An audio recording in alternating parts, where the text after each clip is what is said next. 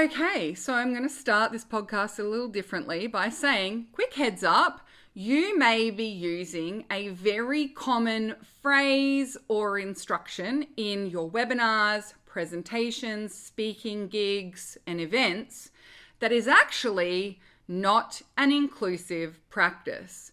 So if inclusion is important to you in your business, and especially if you want to ensure you are being friendly to and inclusive to neurodivergent people and people with different learning styles, you might want to listen up. Because in today's episode of the Heart-Centered Business Podcast, I'm going to share with you how to ensure that you have inclusive learning practices, but also look after yourself as well. And I will explain all of this in this episode of the podcast. This is episode number 373, which means you can find all the relevant links and show notes for today's episode over at tashcorbin.com/373. Let's dive in. I'm Tash Corbin, and this is the Heart-Centered Business Podcast. So, this has actually come out of the Heart-Centered Virtual Business Conference that I hosted at the start of November 2023. And at Virtual Business Conference, something that I did at the start of every single day was, in a very sing-songy way, I told everyone they can learn their own way. You can learn your own way. And I may or may not have sung it even more and more proudly as the days went on. But this was really fascinating to me because the chat box lit up with people saying, oh my gosh, no one's ever said that before. Why is this not the norm? Oh my gosh, that's such a relief. And I also had several people actually include this in their feedback for conference, send me specific emails after the first day. Someone sent me an email like 15 minutes after the opening session in which I had said this. And it was really fascinating to me that this is still not the norm. Now, one of the things that I must say is that I do live in a bit of a neurodivergent bubble in that unless I'm out specifically engaging in learning from strangers of my own accord, I mostly am attracted to learning from neurodivergent people or neurodivergent friendly businesses. And so because of that, I think I am less likely to see what the neurotypical focused non-inclusive businesses tend to be saying. Now, I also must say though, that I have heard this phrase and these non-inclusive things being said by people who identify as neurodivergent as a reason for why they say it. As far as I can tell, this is just something that just gets handed down from generation of entrepreneur to generation of entrepreneur.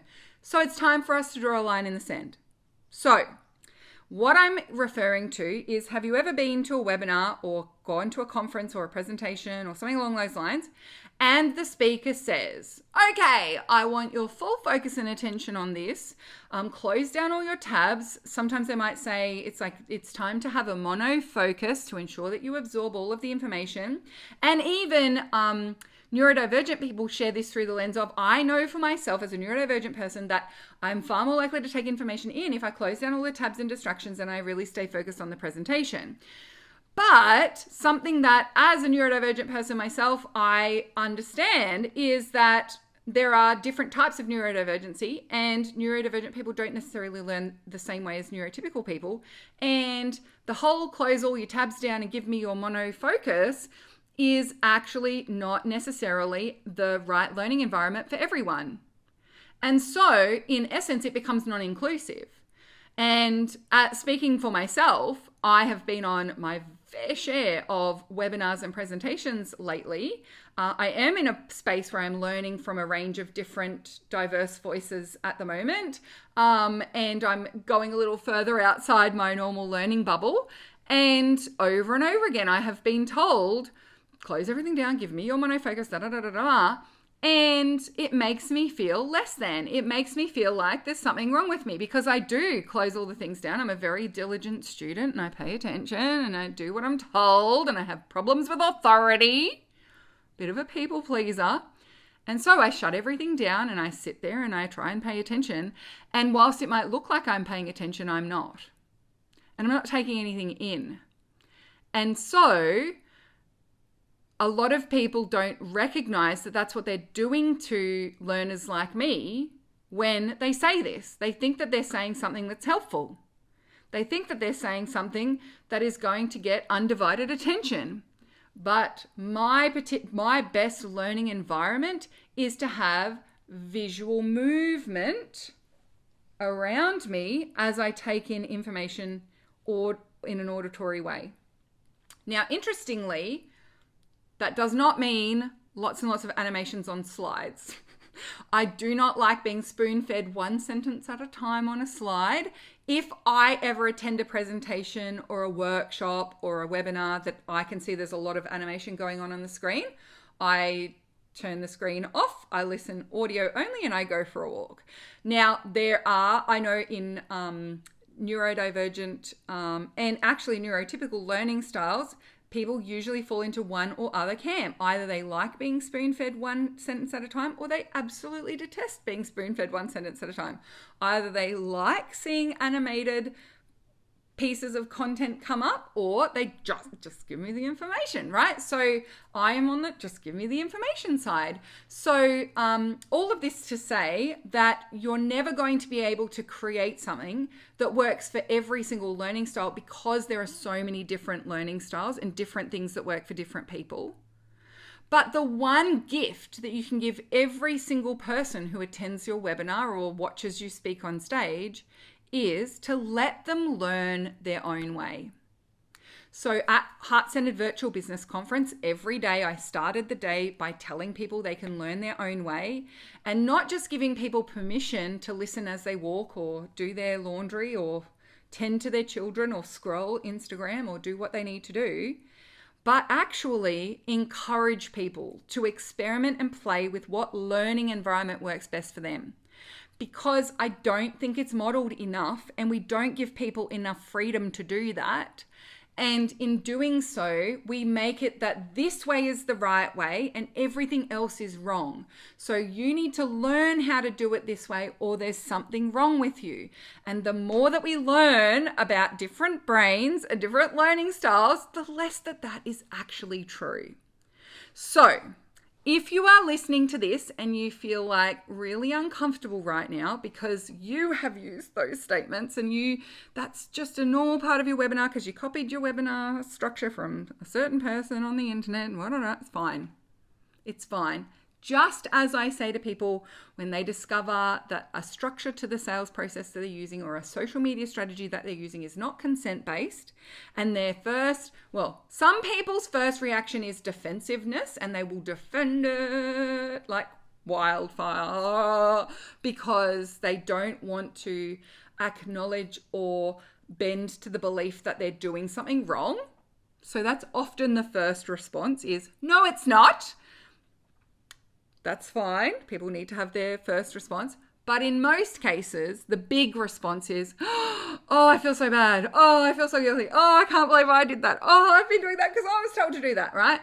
Now, once you get to that light bulb of, oh, I've been doing that. Oh, that feels yucky. Oh, I wish I hadn't. My number one thing that I say to anyone who's experiencing that feeling is, of course you were doing it. It's because that's what you were taught. There's no problem with that. No problem whatsoever. What is important is not what you've done until now. What is important is the decision that you make moving forward. That is the most important thing from here. And my fabulous inclusion mentor, one of my fabulous inclusion mentors, Louise O'Reilly, I'll link to her in the show notes, talks about this in relation to inclusion from a diversity perspective as well. One of the biggest challenges that inclusion mentors such as Louise have is that the very people who would make the best allies and who would actually have the most impact if they embraced and learned about inclusive practices are the ones who are so scared to set a foot wrong that they do nothing. And that's a really painful dichotomy. It's like, oh yeah, I do want to include, inclusivity in relation to gender or inclusivity, and make sure that I have more diversity in my programs. But I'm just waiting until I get everything absolutely perfect and I'm 100% sure I'm not making any mistakes before I do anything publicly, if you know what I mean. And actually what Louise says, and something that I learned from her many, many years ago now, and continue to repeat on autopilot almost, and with, of course, always crediting Louise, is to say that it is better to be an imperfect ally taking action today than to wait and try and be a perfect ally taking action 6 years from now or 6 months from now. And so it's exactly the same when it comes to learning inclusion. Let's model an inclusive way of creating learning opportunities for people. So that's number one. You may not realize that you've been doing it. You may not realize that that's your, it's almost like it's an unconscious bias towards neurotypical language and behavior. That's fine, right? You may not have realized. Now that you see it and now that you understand, the decision that you make from here is more important. And so if you are someone who wants to create inclusion, who wants to ensure that you are giving people the opportunity to learn in a way that works really well for them, then let's just stop telling people to close down their tabs. I mean, the very people that you're trying to get to close down their tabs will never close their tabs anyway. They'll just secretly leave them open, or they'll turn off their video so you can't see that they're doing something else, or they will like look like they're paying attention, but they were scrolling their phone down in their lap or something along those lines. Interestingly, like, this is just a little fun fact about Tash. So when it comes to taking in information from an auditory perspective, my eyes need to be busy. And so if I can't be moving, actually a whole body movement is best for me. So I listen to most webinars and most podcasts, that kind of thing, while I'm walking, riding my bike, or driving. Movement, visual stuff going on is very good. But there are times, for example, when I'm hosting a conference and I'm the host, I need to sit at my desk. In that instance, for me, the scrolling of Instagram, something that's a very visual platform, is actually me naturally aiming to create my best learning environment, either consciously or unconsciously. So it was really interesting. I only really uncovered this about myself probably 2 years ago, the whole visual thing, because I couldn't understand why I didn't enjoy animations on slides when I did identify as neurodivergent. And for a lot of neurodivergent people, they actually prefer spoon feed me a little bit at a time and have it as animated and have a lot of movement involved. And I knew that movement, whilst taking in auditory information, was important to me, but animations on slide wasn't it. And so for me, knowing what I know now about my best learning environment, especially, I keep pointing to my ears, but like especially in my ears, is my eyes need to be busy. And so it's really fascinating to me because even before I realized what it was, I was someone who, if I'm like watching a TV show, but what's on the screen isn't that important, it's mostly what I'm listening to, I'm happily scrolling my phone while I'm listening to that TV show. Often the types of movies that David loves, I don't like looking at the visuals, #action films, # a little bit too gory for me. I'm happy to sit and listen to the dialogue and, oh yeah, look, the machine guns are going off, great. But I don't need to look at the screen to know that machine guns are going off. And so I'm quite happy scrolling through my phone, watching a movie. Seems weird, right? But then even at conferences that I attended, I would be like drawing oracle cards or coloring things in or drawing pretty patterns or whatever it might be. What I was creating was visual difference for myself. So sometimes you might even naturally be almost like unconsciously creating the right learning environment for yourself, but not realize. And it's only when, number one, you're made wrong for doing it, that you go, oh, I'm not sitting still. Look at that. Isn't that interesting? But number two, also may give you some clues as to what is the best learning environment for you. And that brings me to number two, learn your learning style. Learn what makes the right learning environment for you. There's a lot of evidence now. I've been doing a lot of deep dives into learning styles. Can you tell? There's a lot of evidence now that like the whole visual, auditory, kinesthetic, tactile learning thing is not actually true, that we don't actually have one way of learning, but in fact, every single one of those ways of taking in information requires a different environment for us.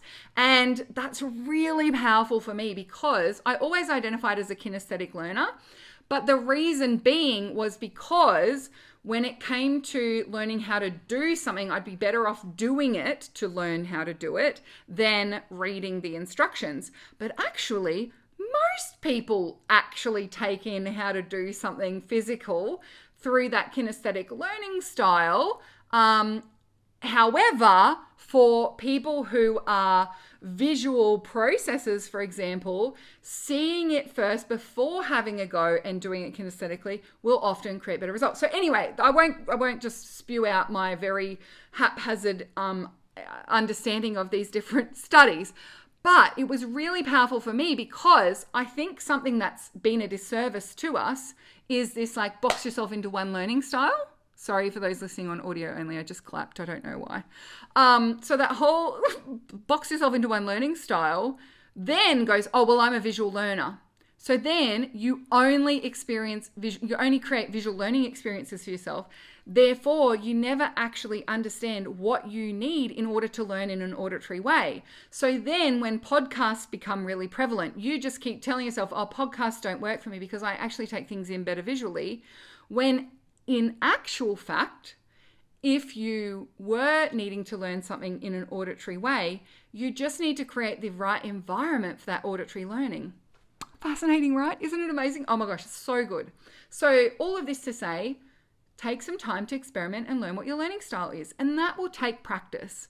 Something that was a big learning for me as I, pre-COVID, I went to a couple of events and I was learning more and more about my neurodivergence, and it was suggested to me to take a fidget spinner to an event. I could fidget with it under the table.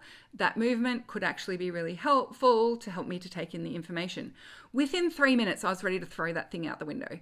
It annoyed me. I don't need to move my hands, right? I don't need to move my fingers. That's not what I'm looking for when I'm trying to take information. What I need is visual movement. Visual movement. So when I'm at events, I will often look at the crowd instead of the speaker on stage. I love a walking, moving speaker. They definitely capture my attention far more effectively.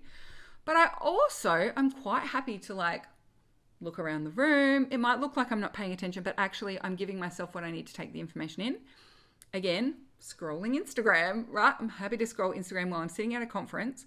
And so I was at a conference early 2019, and Bridgerton wasn't the thing, but that's where I really created that connection for myself in relation to visual learning. And then like visual stimulation while I'm trying to take something in auditorily. And then deepened that understanding in the lockdown days, in the no in-person event days, because then I had to be listening via a screen. So therefore, okay, well, what is going to create the right learning environment for me in that instance? So I really do encourage you to experiment with different ways of learning, different environments for learning.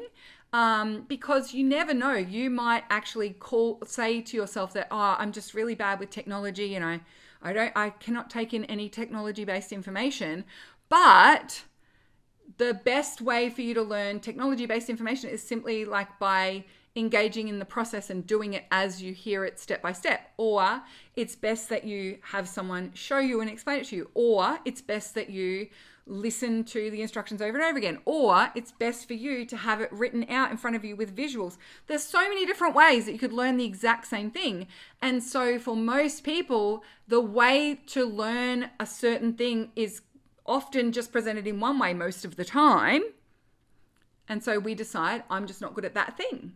When that's not the case. It's just that the default way of teaching that thing doesn't suit your learning preferences and the right learning environment for you. So take some time to learn your style and experiment. You might go for a walk. I can't do a treadmill desk. Can't do it. And yet, out for a walk, listening, fine. But the thing is, it's not just about the movement for me. It's the visual stimulation. It's the change in visual stimulus. That's what's important to my brain if I'm listening to something. So, sometimes you need to waste $1,000 on a treadmill for under your desk to realize that treadmill desks don't work for you. Whenever I'm just a funny story, but whenever I was on the treadmill, trying to do treadmill desk stuff, my brain was so fixated on when do I stop,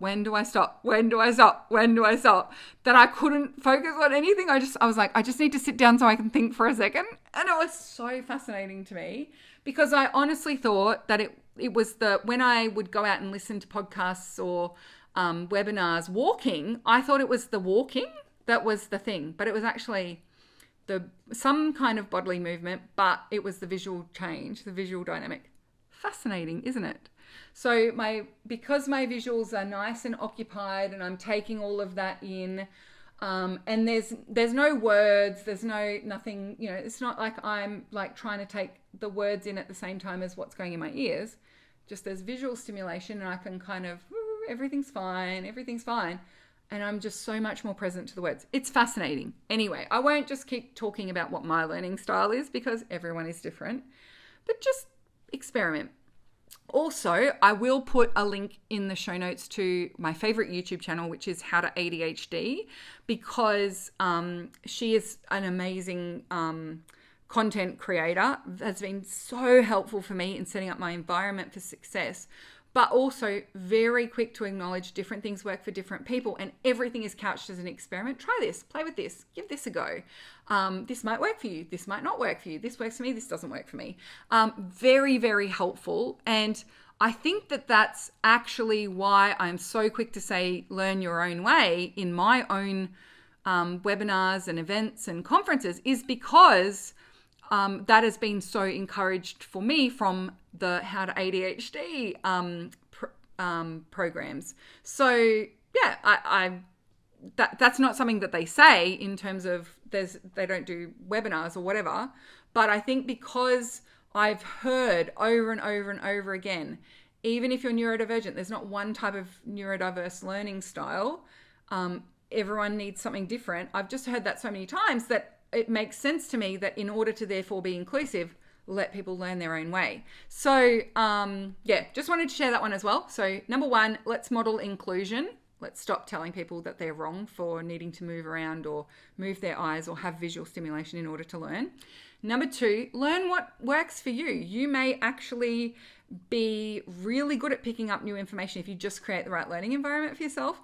And then number three, and this is where we turn it into a selling point for your business, is make it a differentiator.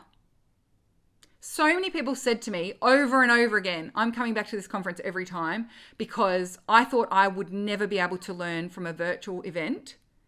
And actually, it's because you have encouraged us to learn, to create the right learning environment for ourselves. This has been spectacular for me. And it is a differentiator for the Heart Centre Virtual Business Conference now. It's a differentiator. It's something that I will be showcasing. This podcast is a way of me showcasing that and of showing that I create inclusive learning experiences for people. So have a think about that. And it can even be in relation to people who learn better with others or on their own. So for example, something else actually that we do at conference is spotlighting everyone, and people could spotlight themselves in the group. We had lists where people could take turns at spotlighting in the call. There's just so many amazing cool things that we do to learn about each other. And something that I was doing in one of our cross promotion challenges was I was checking out some sales pages of other people who are at conference. And what I saw over and over again was that the group opportunity to learn was cheaper than the VIP one-to-one opportunity to learn. But it was almost like, you have to learn in a group was an apology. Or like at worst, it was an apology. In order to make this affordable, it needs to be a group learning experience, but it'll be capped at 20 people, I promise, right? It was almost like, oh, I'm so sorry you have to learn with other people, but we'll only be 20 of them, so it's okay, right? For me, as someone who is extroverted, I get energized by being in the presence of other people. Body doubling is really powerful for me. I actually learn better in a group. You apologizing for the group learning environment almost sells me out of it. But if you actually shone a light on how that is very powerful for people who do well in group learning environments, if you're neurodivergent and love body doubling, then you're going to find the group calls really powerful because we're all going to be there together, right? Like there's all these amazing things that are benefits to your group program, and here you are apologizing for the fact that we have to do it with other people. Hang on a minute. So I just thought that was one little example. But I think that you can actually make this very forward in your business as you get better at it. So something that I'm getting better at doing and making more forward in my business is even in my one-to-one packages, I have a few people now who we do their sessions moving, walking. So they're walking and I'm walking when we do their session. And we record it so they don't have to take notes. It's fine. Like everything that we're discussing is going to be covered. And for them, they feel like they are more able to express themselves fully and they are in a more creative space. And I actually do very well walking and thinking at the same time and talking things out. And so I have 2 VIP clients in particular that I'm thinking of where every second session of theirs is a walkie-talkie session. So that is something that will be far more forward in my business as well as a unique selling point. When we do our sessions, we actually do them, you can do them on the move. And so it's not only being inclusive and being okay with people learning their own way, it's actually making it forward in the message because it's a differentiator. So I want you to think about all the different ways that people can work with you rather than seeing, oh, the VIP is way better because it's one-to-one and the group program, well, it's not as good because it is a group, but you know, it's cheaper and there's not that many people in there. Instead of seeing it as less than, highlight it and put it as, well, what are the benefits of that? Because in a lot of cases, you're underselling the very option that for a lot of people would be the best option anyway. And so rather than apologizing for it, make it a hero part of your messaging. Make it a stronger forward part of your messaging. So they are my 3 things. Number 1, let's model inclusion. It's okay if you've been telling people to shut all their tabs and pay attention and sit up straight, but let's maybe not do that from here. Number 2, learn what your best learning environment is for different types of information that you need to take in, for different ways that you want to learn things. And then number 3, make this a hero message in your business. Let's embrace it so much that it becomes a differentiation point. Not only are we creating far more inclusive learning opportunities for our clients and for our audience, but also if I had to choose between someone who spotlighted the way that they create unique learning environments and are flexible in how people take in information versus someone who doesn't speak about that at all, I would go with the person who speaks about it because I know what a difference it makes for me in terms of the results that I get from what I'm investing in. So let's model inclusion.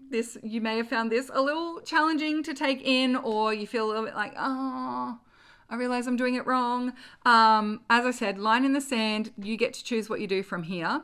But also, one of the big things that came out of conference was the more I talked about the learning environment I needed from a neurodivergent ADHD perspective, the more people were like, oh, maybe I'm ADHD because that really lands for me as well. And that really lands for me as well. So get to know yourself. Could potentially be a thing. Actually, I'm going to take a little sidestep at the end. If you are someone who is like, am I neurodivergent? Maybe I might be. I just wanted, and particularly if you were raised female, AFAB, assigned female at birth, I have another little rant that I want to give. But before I go into that, I do just want to quickly plug Heart Centered Virtual Business Conference because the next one is in March 2024. And if you buy your tickets earlier, you will be more likely to be selected as a speaker because I am actually going to be selecting a lot of the speakers for a virtual conference next year from the ticket holders. It's a way that I reward people who buy tickets. And I support those who support the event because the event is a community-based event. So if you support the event, you're supporting the community. I support the community, support the event. It's like this whole spiral thing. Anyway, so make sure that you go and check out Heart Centered Virtual Business Conference. If you use the coupon code POD50 at checkout, then you'll get $50 off your ticket. So I'll make sure that that's in the show notes as well. And get your tickets sooner rather than later. If all of what I've been talking about in terms of learning styles has like really opened your eyes, you wait till you experience conference. Honestly, it is so beautiful. It is so inclusive. It is so loving. It is so flexible. It is so valuable. There's so much connection. There's so much networking. There's so much spaciousness for people who need to introvert.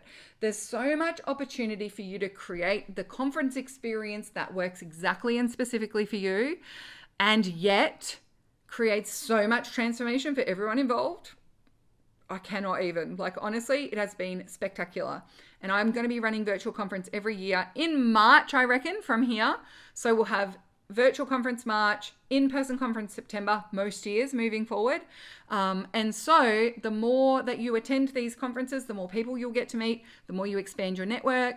Remember, your network helps to maximize your net worth, all of those sorts of things. Please do come and check it out. That was a terrible sales pitch for virtual conference, but I did want to mention it before I dived into my final thought. And that final thought is, I wasn't planning on saying this, by the way, but I was listening to another podcast and they had a guest expert on. I'm sorry, I can't remember the guest expert, their name. If I can find the link to the podcast episode, I will link to it in the show notes, but I'm not sure that I will be able to because it was months ago, but I was listening to this podcast and it really landed for me. So I just want to see if it lands for you. And that is that they were talking about the underdiagnosis of ADHD and neurodivergence in girls, in particular, young girls in the classroom. And of course, this is going to sound very uninclusive in terms of gender identity, but if you were assigned female at birth, and especially if your early introduction into the classroom was as a girl or identify as a girl or being identified as a girl, this will be particularly important. But what this psychiatrist was saying was that the societal norms of how girls and boys are raised in the home are so different and often unconsciously different that it is one of the main contributors as to why autism and ADHD are underdiagnosed in girls. And that is because for girls, especially in the formative years, it is important, or it is thrust upon them that societally it is important that they are seen as polite. And politeness, the standard of politeness we expect of girls is not the same as the standard of politeness we expect of boys. Now, I hope and pray that for every person listening here who is a parent, that they are rejecting gender norms and binaries and all of those sorts of things. And it's probably not you, but the way you were raised, right? I'm talking about what was done to you, not what you are doing to your children. I'm not a parent. I'm not a parenting expert. I do not profess to be a parenting expert, nor would I ever want to give any kind of parenting advice to anyone. However, if you are someone who is probably over the age of 20, 25, it is likely that you experienced this treatment or training or programming that it is very important to be polite. Girls are raised with far more fear of authority than boys because boys tend to get away with more, or tended to get away with more. Boys are naturally boisterous, so they are allowed to blah, blah, blah, blah. Girls are naturally carers and nurturers, so let's give them all babies, pretend babies, and nature versus nurture, right? Totally understand all of that. I'm not going to go into that debate. What this psychiatrist said, though, was that when girls and boys enter the classroom for the first time, Girls already have so much programming around politeness and paying attention, being quiet and listening, versus boys, that their ADHD or learning challenges go undiagnosed far longer because girls know how to mask far more effectively, because our loudness and boisterousness was not tolerated as well. And I can recognize this for myself. It really landed for me that I did very well in the classroom environment because I knew how to play the game. I was very good at taking information in very quickly. I was not good at sitting and paying attention in the classroom learning environment, but I was good at faking it. I could absorb out of books and textbooks things super quickly and then sit and stare at the teacher as though I was paying attention and being a very good student. And it was just fascinating to me how this was presented, and how much this would contribute to the underdiagnosis of ADHD in girls, because it presents in a very different way. Part of the reason why it presents in a different way for girls is a different developmental phases for different ages, for different genders, for different sexes. But a big contributor is also this cultural or societal norms about gender roles and gender expectations. So loud boys are leaders, loud girls are bossy. Loud boys are just boisterous and energetic, and loud girls are disruptive. Loud boys boys who fidget and move around a lot just have a lot of energy to burn. Girls who fidget and learn and wriggle around a lot are being naughty, right? Like, there was just so many examples that this person gave, and I was just like, oh, that is so true. That is so true. So I think that this is an important little conversation, just a little seed to plant. Now, I just want to say this through the lens of, 1, I'm not an expert. 2, please go and, if this is really resonating for you, just go and watch a few videos from How to ADHD. Just whatever strikes you, just watch it.